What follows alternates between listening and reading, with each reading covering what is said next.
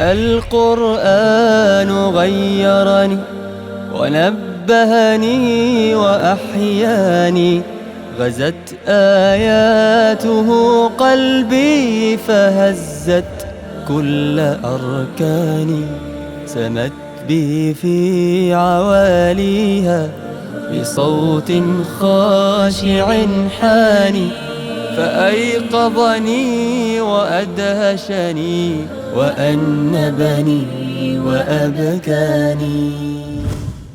أعوذ بالله من الشيطان الرجيم. بسم الله الرحمن الرحيم. نبئ عبادي أني أنا الغفور الرحيم وأن عذابي هو العذاب الأليم. نبئ عبادي أني أنا الغفور الرحيم وأن عذابي هو العذاب الأليم. نتوقف عند هذه الآية أخوتي الكرام. ربنا جل جلاله يبين ويعرف نفسه لعباده. نبئ يا محمد صلى الله عليه وسلم عبادي، يخبرهم. ماذا تخبرهم؟ أني أنا الغفور الرحيم. غفور كثير الغفران، يغفر الذنوب جميعا. رحيم أرحم الراحمين. أني أنا الغفور الرحيم. وليس هذا فقط، وأن عذابي هو العذاب الأليم. حتى يعيش المسلم ويحيا المسلم بين المخافة والرجاء، إن تذكر أني أنا الغفور الرحيم تعلق بأذيال المعذرة وتمسك بأسباب الرحمة راجيا ربه جل جلاله.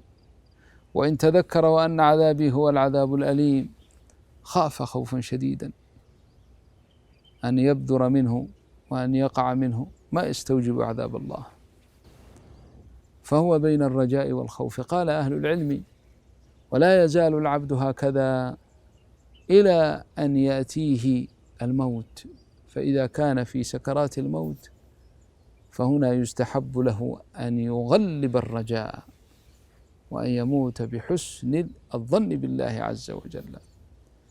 ولكن قبلها في وقف العافية في وقت العافية والصحة والتمكين يعيش بين الرجاء والخوف. نعم. والحالة التي وإذا غلب عليه أمر ما التفت إلى الحالة الأخرى. مثلا إن قرأ الآيات الكثيرة التي تتعلق برحمة الله وإحسانه فوجد شيئا من الميل إلى هذا، قرأ الآيات الأخرى كذلك في عذاب الله، فيكون بين هذين الأمرين. الله يرزقنا ما رزق الأوائل. سمعنا أن الإمام الحسن البصري رحمه الله يصفه صاحبه أو من صاحبه يقول: كان الإمام الحسن البصري رحمه الله إذا أقبل علينا فكأنما رجع من دفن حميمه، أي أقرب الناس إليه، أي الحزن الذي في وجهه. قال: وإذا جلس بيننا فكأنما أمر بقطع عنقه، أي من الاضطراب والخوف وعدم الاستئناس بكلام الناس.